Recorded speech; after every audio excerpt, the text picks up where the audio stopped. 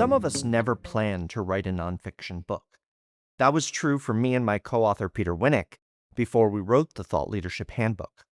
And it's also true for Lisa Bodell, whose first book, Kill the Company, originates in a moment where she called an audible during a workshop.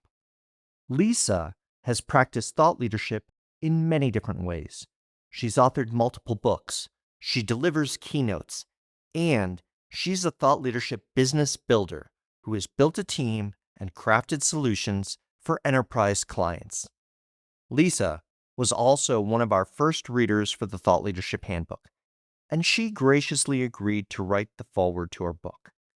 In today's episode, Lisa and I have a conversation around unplanned authorship and the writing process, how to find your voice in thought leadership, and what thought leadership is and must become. I'm Bill Sherman, and you're listening to Leveraging Thought Leadership. Let's begin. Lisa, I've wanted to ask you this question for a while. You've shared that when people suggested to you, hey, you should write a book, you were kind of skeptic on that idea back in, what was it, the 2010s? Yeah, it was 2012, believe it or not. Yeah. Seems like it was just yesterday, but it was a long time ago. But yeah, I was skeptical. I was very skeptical about it because well, first of all, I didn't think I'd have the time. And second of all, I had this very, I don't know, I had a preconceived idea that the people that write books have egos. And basically, they were just doing it for themselves, to get out there to say that they had a book. And many do, by the way. Um, Right, it's a credentialing thing. it's a credentialing thing. And I'm somebody that likes to balance sizzle and steak. Like I really am a down to earth kind of person. And I said, I'm not going to share something unless it really has substance. And so it took me a long time before somebody convinced me that I should write a book. I was very, very resistant to it. What convinced you? What was the thing that flipped it? Because after a while enough people said to me, I have this exercise that I was doing with all these companies called Kill the Company. And basically it Mhm. was a very provocative way to get them to attack their own problems before somebody else did it to them. And it was really cathartic. And I'm very good at provoking people, but in a comfortable way. And when I had enough people from enough different backgrounds say to me, you should share this with others, that made me realize, oh, so this isn't about writing a book so I can feel like I'm important, which is how I perceived people do it, but it's about sharing ideas so more people can benefit from them. And that's what really convinced me is I had one CEO, actually, it was the CEO at Merck at the time, Ken, say, you really should get this into a book and get it out there more. And I went back to my publisher and said, okay, I'll do it. That's what put me over the edge. So the journey Yeah. on writing the book. Oh, no. Easy, hard, Truthfully, like I said, transformative. yes, all of it. I mean, the first part I would say is that I hated it at the beginning. And that's like, no one wants to hear that because you're supposed to say it's wonderful, it's cathartic and transformative. And it was. But, the joke of anybody that is in a creative field is when you start with an idea, you're excited about it. And then as you get into it, you fall into this trough of like, oh, is this good? Maybe it's not good. Oh my God, this sucks. What am I doing? I can't believe I did this. And then you start to come out of it and you come onto the other side of, it's not that bad. Maybe this will work. I guess I do have something to say. But until you go through that journey and really think through your ideas and bulletproof them, it can be really hard. And that was the journey that I had. I was really excited. And then I realized how hard it is to really put your ideas into words in a way that will appeal to everybody, not just to yourself. So I would recommend to anybody doing it, but I wouldn't think for a minute that it's going to be simple. You mentioned something that resonates with me on my journey. Yeah. You'd been running the workshop for a while and you'd had feedback, you had your activities, you had your frameworks. But there's something different about having to put it in writing and the rigor that a book requires rather than, hey, I can just sort of dash this off and run it for 45 minutes and then we move on to the next activity.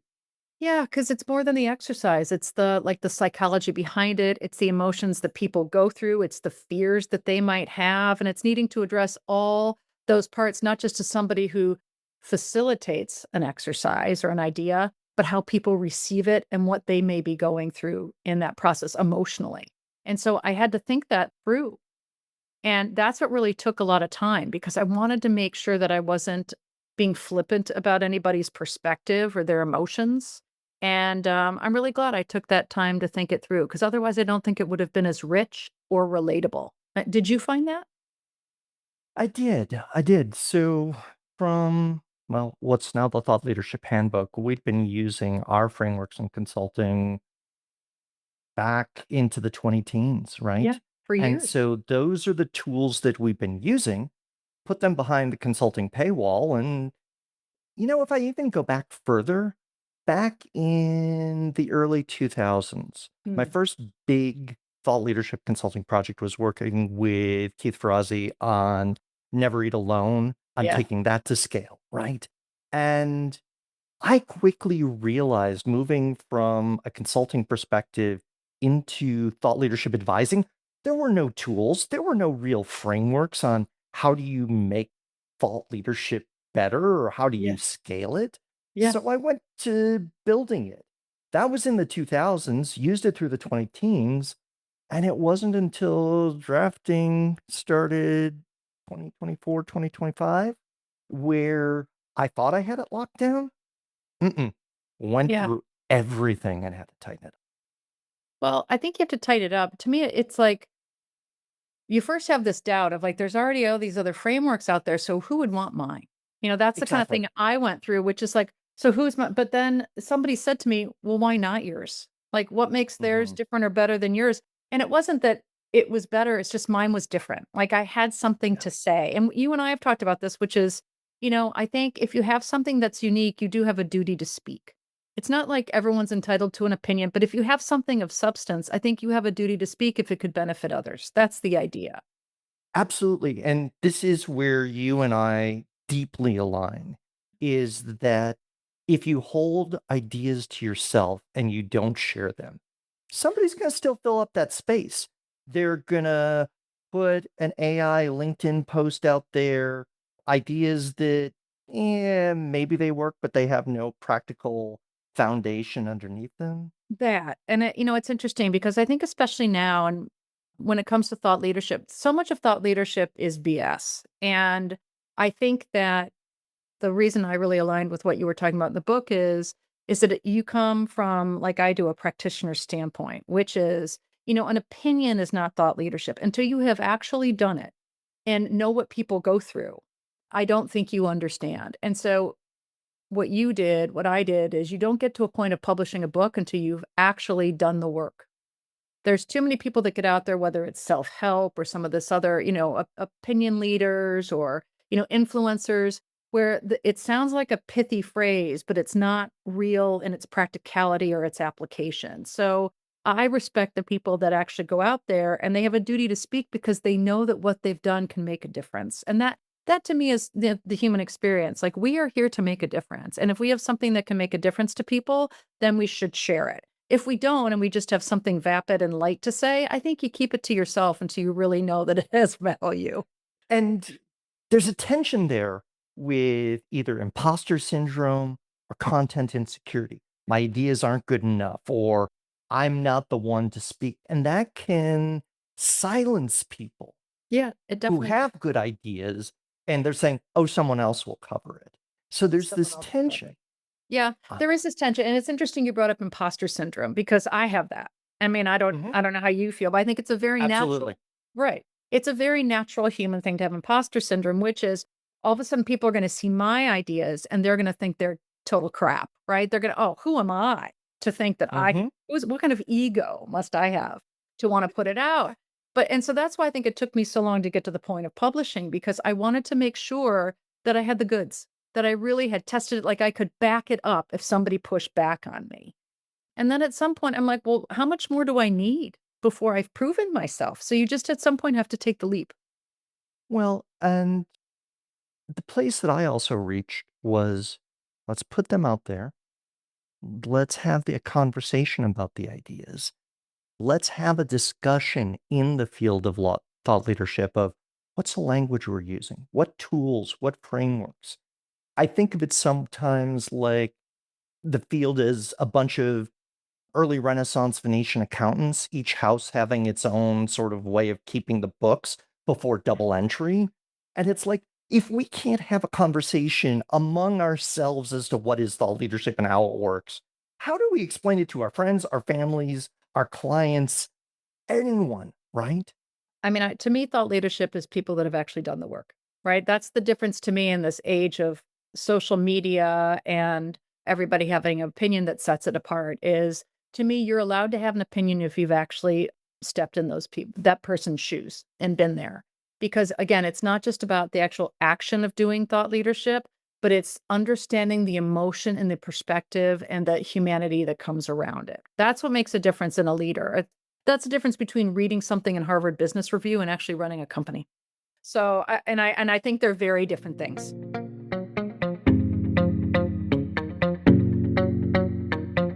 On leveraging thought leadership, we've talked with hundreds of authors, speakers, executives, and experts about how ideas create change. And then we wrote a book. The Thought Leadership Handbook brings those lessons together in a clear, practical field guide. Whether you're just starting thought leadership or you're ready to move to scale, this book will help you take the next step. Learn more about the book at thoughtleadershiphandbook.com and order today at Amazon, B&N, Bookshop, and Amplified Publishing.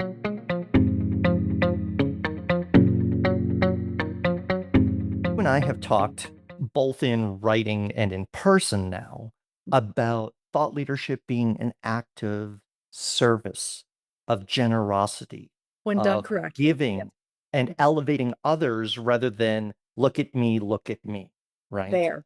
That's the difference. That's the difference. And you can tell it when, as somebody who spends a significant portion of my life on the speaking circuit, and Right. like you, consulting and writing books, you know very quickly when you meet other speakers and other authors, what their motive is and whether it's real or not. So if everyone has, if they can't go off their talk track or their sound bites or go deeper, I know that they're not the real deal. And if they're not willing to admit a fault or when it hasn't worked genuinely, I know they're not the real deal and they haven't done it. No good leader or thought leader is worth their weight if they haven't had an experience that's made them question themselves. Well, and that was one of the challenges as I was curating the stories from our podcast into the book. Mm, tell me. And so we had a number of guests who had shared moments of profound vulnerability. So either the moments of self doubt, Janet Foudy at Deloitte, CEO and board chair, describing one of the scariest moments of her career Yeah. as when she sent out emails asking to interview clients for her book. That was not high risk consulting project, strategy, or anything. It was, can I talk to you about my book? She But was it's terrified. vulnerable. Right. And that what's so interesting is that, and I get this a lot too, you probably do too, as somebody now who, I have a few more city miles on me. And, I've racked up a few titles in my life. People will say, I can't believe that you'd be intimidated by something. And Mhm. I said, you'd be surprised because, right? I mean, like I'm human. I Right. would think, why does somebody want to give me their time? And it's true. You would think that, like, I've been able to go in at the highest ranks of some of the, our national intelligence agencies or Right. some of the biggest CEOs, but some of the biggest headaches you have or some of the biggest concerns you have are when you just have to ask for something simple from a friend or from a colleague or a favor because it's putting you in the position of asking, vulnerability, being told no, and that's a very human thing. So, a second example on that, Stephen M.R. Covey. So, Yes. the son of Stephen R. said for a number of years, he Mhm. was content to let his dad, implicitly, even after his dad had passed on, to continue to be the thought leader and he could run the business because he didn't want to be a poor man's Covey. Yeah. I mean, And that feeling of, like, he couldn't live up to it, right? I'm sure. to your dad's shoes, right? Yeah. How Right? could you? But And the so, versus being in different shoes, you know what I mean? That's the right. difference, right? So, yeah. And with quotes like that, then I had to look and say, okay, and this goes back to your point on vulnerability and to admit the mistakes. I had to mirror that same level of vulnerability as an author and own up to yeah, tried this. Here's what it didn't work. not from a wear the hair shirt and beat myself up, the to show here's where people stumble, here's where I stumble, right? Yeah. I had to mirror the same vulnerability that our guests had. Yeah, and I think, it's interesting because I think things have evolved a little bit versus when I wrote my first book, the first publisher I had was a lot more structured in terms of how a business book had to be. Right. But it's evolved now over time, and I think you've probably seen a little bit of this too, to be more accepting of people being human and to be vulnerable. It used to be you could Yes. only be the authority. And now it's I can show you what worked and what didn't so you feel comfortable and I'm inviting you in to do it with me. And, Absolutely. And that's that and practitioner piece. that's right. And so that's the practitioner piece. And that's what I really, again, liked about your approach to the book, which is, the books that always come from on high I don't believe that they resonate with the widest audience because they don't invite you in and make you feel like you could ever be that person. And if Right. really our job is, duty of care and duty to share, we have to be able to say, look, it's not going to be an easy journey. Here are the things you're probably going to go through. So you're human, but you will have to try hard. You do have to have something unique and you do have to do this for a greater purpose. Then people get on board. And I think that's how things have evolved in a much better way than when I first started writing books. So, Lisa, I want to ask one question before we break. And that's this.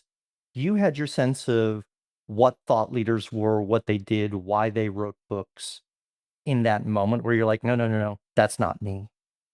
If you had to sum up in a sentence or two why you practice thought leadership now, what is it that Uh, keeps you going when you look at a travel schedule to go, okay, that's insane? Or, how you have to push yourself to a new level. What Because I think keeps you? Because I think there used to be just one way to be a leader. It was again that authoritative leadership. And I think what I've learned is, especially as you get older, that's absolutely not the case. So if I can give people a more human way and practical way to go about it that makes them feel like they can do it, I think we're going to leave the world a better place because there are many different problems that need to be solved and that requires many different kinds of leaders. And so if I can share how it worked for me and it helps them, I'm going to leave things in a better place. That's what I think it's my job to do, to inspire people to want to lead in the way that they think they should lead. Fantastic. Thank you, Lisa. Oh, thank you. And thank you for your book. I appreciate it. Every episode of this podcast explores a different thought leadership journey. And now, many of those lessons have been brought together in our new book, The Thought Leadership Handbook. To go deeper, visit thoughtleadershiphandbook.com, where you can read a free excerpt, discover your own thought leadership avatar, and access tools designed to help you sharpen your strategy. That's thoughtleadershiphandbook.com. Order your copy today at Amazon, B&N, Bookshop, and Amplify.